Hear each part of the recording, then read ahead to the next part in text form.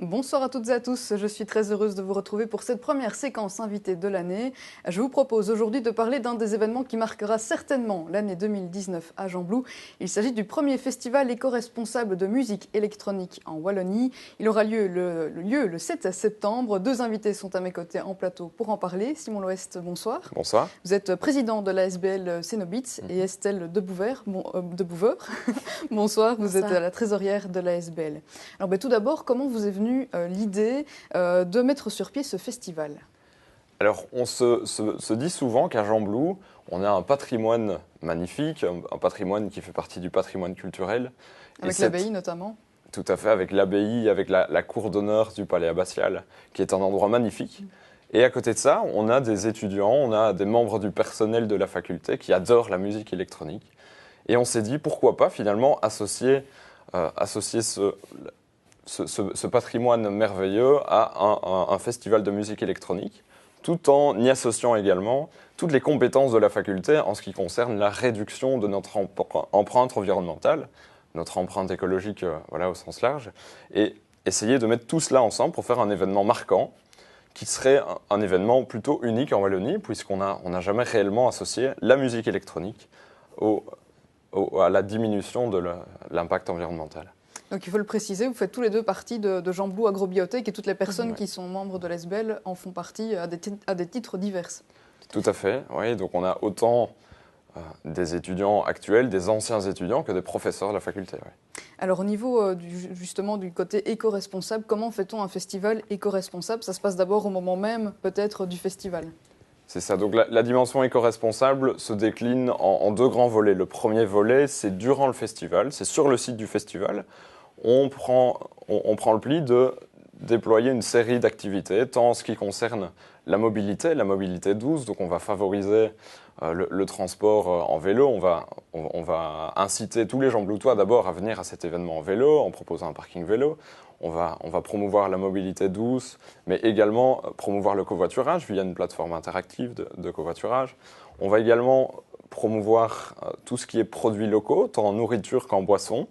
Donc on va essayer de promouvoir le commerce local, le commerce aussi bio et ou raisonné. On a également une dimension gestion des déchets et réduction des déchets en tout cas, en limitant les déchets papier notamment. On va éviter la production de flyers. On va passer quasi essentiellement par les réseaux sociaux pour la promotion de l'événement. Voilà, on a une démarche globale de réduction des impacts environnementaux sur le site.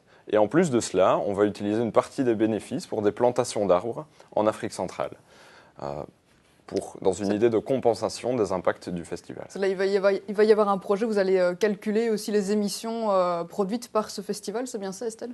Oui, tout à fait. Donc il y a une partie des étudiants de la faculté qui ont pour travail au sein de leurs études de calculer l'empreinte de chaque poste, de définir quels sont les postes critiques où il y a vraiment une émission, et donc tout ça dans le but de minimiser ou en tout cas d'arriver à la neutralité carbone.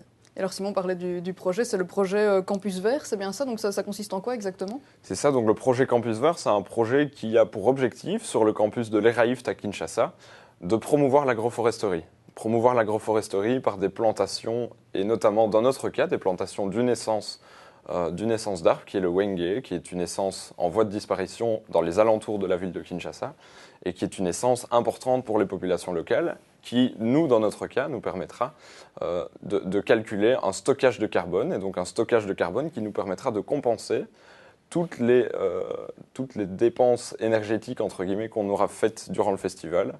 Tout cela par des estimations scientifiques rigoureuses, et voilà, qui se font également dans le cadre des cours, en collaboration avec les professeurs et les étudiants de la faculté. Alors l'organisation de ce festival, c'est énormément de travail. Là, vous êtes en plein dans les contacts avec les artistes qui se produiront au mois de septembre. Est-ce que vous les sentez sensibles à cet aspect environnemental et respect et attention pour l'environnement? Oui, il y a certains artistes qui soulignent que le projet est vraiment très intéressant et que cette notion de développement durable les intéresse. Maintenant, on espère que ça touche encore également le public pour cette notion. Alors lors de ce festival, il y aura deux scènes, c'est bien ça? Elles seront où exactement? Donc il y aura la scène principale qui sera située au niveau du palais abbatial. Donc on va profiter du décor du palais en fond pour vraiment apporter une dimension magique. Donc la scène sera placée au niveau de la vasque, ce sera une scène flottante. Et alors on aura aussi une scène qui sera alternative, donc avec des styles électroniques vraiment différents pour vraiment essayer de plaire vraiment à tout le public. Et donc cette petite scène sera ici dans la cour de l'espace Sangor. Donc voilà, on aura vraiment 2 sites qui seront variés, qui pourront permettre de plaire à tout le monde. Et alors, c'est peut-être un peu tôt pour le dire, mais je suppose que vous avez des espérances. Vous espérez avoir plus ou moins combien de personnes qui viennent assister à ce festival? Alors, le festival en lui-même, donc, qui a lieu le 7 septembre 2019, on y attend, on espère y voir 1000 personnes. 1000 à 1500 personnes au minimum, sachant qu'on a une capacité d'accueil largement supérieure. Mais notre objectif, en tout cas pour cette première édition, sachant qu'il y en aura d'autres, pour la première édition, l'objectif est de 1000 à 1500 personnes. Alors il y aura aussi un autre événement bien en amont, et c'est justement pour ça qu'on vous reçoit aussi aujourd'hui. Ce sera le 23 février à l'espace Orno. Là, on peut dire vraiment que ce sera le lancement officiel de l'aventure Cénobites. Exactement, donc le 23 février à l'espace Orno aura lieu la Cénobites Kiss Night, qui est organisée en collaboration avec l'Association générale des étudiants de Gembloux, de la faculté, et également la ville de Gembloux. Et nous avons reçu un subside de la ville pour les projets jeunes qui nous permettent de proposer cette soirée. Et lors de cette soirée, réellement, on va lancer le concept. On va voir un petit peu la réactivité du public, voir si le public est sensible à cette dimension environnementale liée à la musique électronique. Et on va mettre à l'affiche 5 DJ. Des DJ qui 3 d'entre eux ont un passé relativement prestigieux, et ce sont de très bons DJ qui sont des amis au comité et qui proposent leur service pour une soirée qu'on vous propose magique et pour laquelle la billetterie est déjà ouverte. Donc le prix des places, c'est 9 €, c'est ça? C'est ça. En prévente. Il y a le site internet qui va s'afficher en bas de l'écran, c'est cenobites.be, comme ça on a toutes les infos sur ce site internet-là. Cette soirée-là, juste après, il y aura un crowdfunding qui sera lancé pour la soirée du 7 septembre. Oui, tout à fait. Donc en fait, la Cénobites Kiss Night, c'est la soirée de lancement du projet. Et directement, à partir du lendemain, on aura donc la plateforme de crowdfunding via la plateforme Silo, donc qui est en partenariat avec le BEP de Namur et qui est soutenue activement par la ville de Gembloux.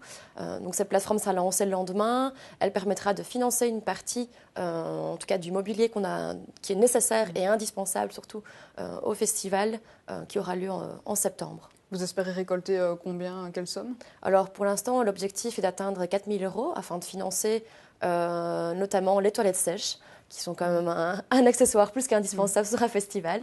Et donc malheureusement, ça a un coût assez élevé. Et on aimerait bien le faire vraiment de nous-mêmes, donc en construction, afin de s'assurer qu'elles sont le plus éco-friendly possible. Alors, la soirée du 23 février, celle du mois de septembre, ça va s'arrêter là après ou pas? Non, vous avez dit qu'il y aurait peut-être déjà une deuxième édition. Est-ce que l'objectif aussi, c'est de faire d'autres événements sur Gembloux? Alors, en créant cette ASBL qui porte le même nom que le festival, la ASBL Cénobites a pour vocation d'organiser des événements festifs, rassembleurs, et qui permettent également de sensibiliser le grand public. Alors, effectivement, c'est pas un hasard, elle a le même nom que le festival parce qu'elle a été créée au départ pour l'organisation du festival. Mais oui, à terme, l'idée serait de faire évoluer cette ASBL pour organiser des événements qui rentrent dans cet objet social d'ASBL qui est festival, soirée, tout événement festif avec cette dimension éco-responsable et cette volonté vraiment de sensibiliser le grand public à la dimension environnementale. Cénobites, pour quelle raison le choix de ce nom? Alors Cénobites, c'est un petit clin d'œil à notre emblème du folklore gembloutois qui est le cénobite, ce petit bonhomme vert qu'on voit souvent associé aux activités estudiantines gembloutoises. Et donc c'est un petit remaniement de l'orthographe du mot cénobite en y incluant du coup le beats de la musique électronique. Merci beaucoup Simon et Estelle d'être venus sur notre plateau. Donc on va le rappeler, il y a la soirée du 7 septembre pour vraiment le festival et puis en amont la soirée du 23 février à l'espace Orno. Exactement. Et les préventes, on peut déjà acheter sa place dès maintenant. Oui. Voilà, merci à tous les deux d'être venus sur notre plateau. Merci à vous de nous avoir suivis. On se retrouve jeudi prochain pour une nouvelle séquence invitée. D'ici là, portez-vous bien. Au revoir.